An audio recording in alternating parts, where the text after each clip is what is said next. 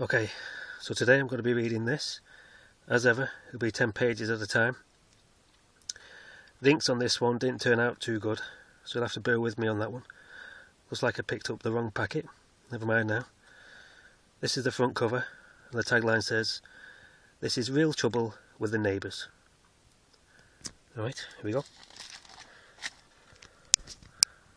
From the Part Archives comes To the Bidder Goes the Moon, Part 5, The Fake Lustre. Coming off their most recent adventure in space, the mismatched group under ex-P.a.w agent Shelley's sort of command have returned to one of their number's home planet to find it laid to waste.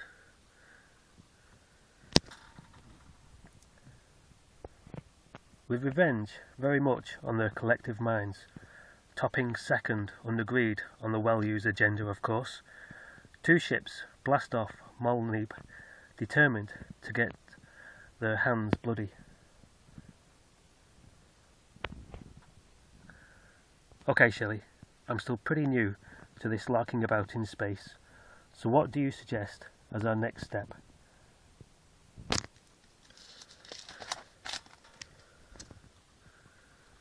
Well, I think maybe we should. There's an expert plan maker sat idle here, and the yeeple asks a canine what to do. I know, pal, but it's hard for me to show my disappointment about being ignored with this face. I've got it. If we're all agreed that p.a.w ravaged your planet in response to what we did to his lab all those months back, then I say we follow the Danat troops he obviously used for this job by their fire trail, confront them, and wrench the whereabouts of their maker from them. Now, is that a good idea or what? Since no one's asking me what I would do, then yeah, it sounds like an okay way to go. I'm with you, pal. Clearly, a mechanic's voice doesn't count for anything around here.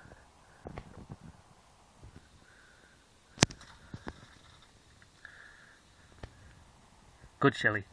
All those days of training you received as a cadet are really paying off. Do you mind? I completed a full term before my schooling was interrupted.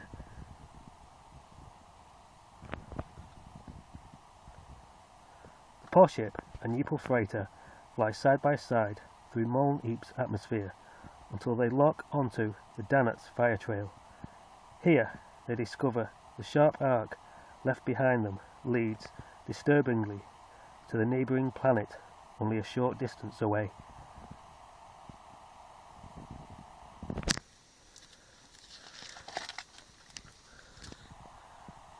Trennell, do you see what I see? The Danats, they're only over there on Ockledram. I know what it's called. I was always good at geography, at the very least. Then let's go. The Iphions need our help. Clearly, if only for us to rename them.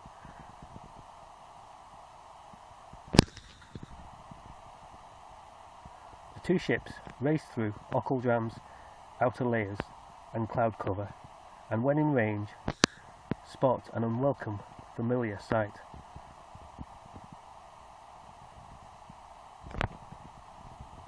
Looks like the Danats made it down to the surface here too. Unless, of course, it always looks like this. There are bad neighbourhoods back on Rian too.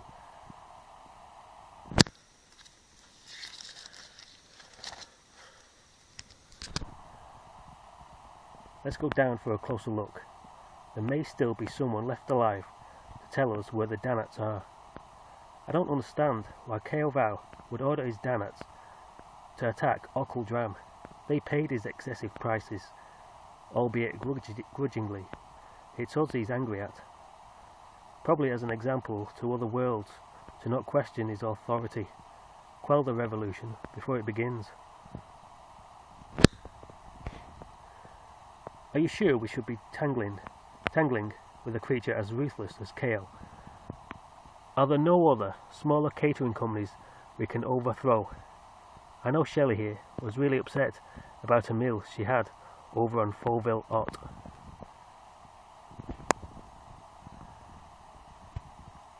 The green and purple ships continue their descent, taking a tour of yet another sacked city.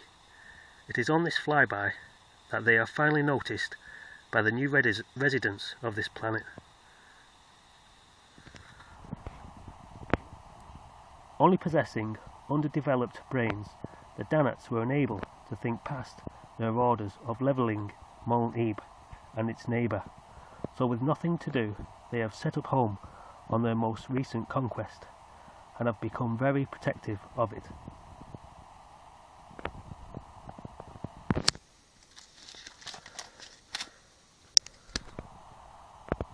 Shelley, our radar's picking up something you ought to be aware of. If it's saying we're about to hit a waterfall again, just hit it. No, a group of ships have been launched from the city and are heading towards us. Trennell? I heard, Shelley. Nothing to do with the intercom. This freighter has got really thin walls.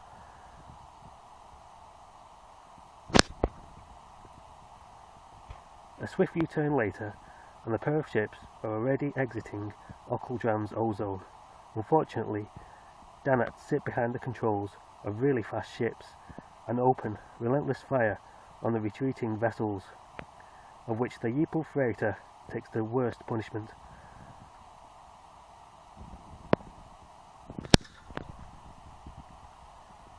Damn these puny walls.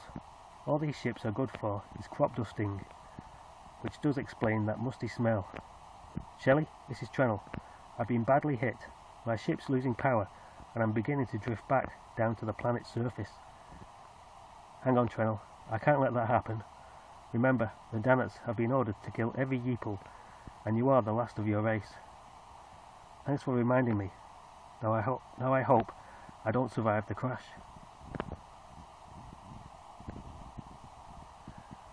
Magnetic beam, Shelley. Magnetic beam, Earth. And remember not to hit the reverse button by accident this time, will you?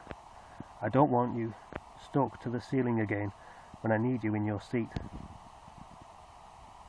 Okay? Leave it there. Carry this on in part 2. So, see you all on that one.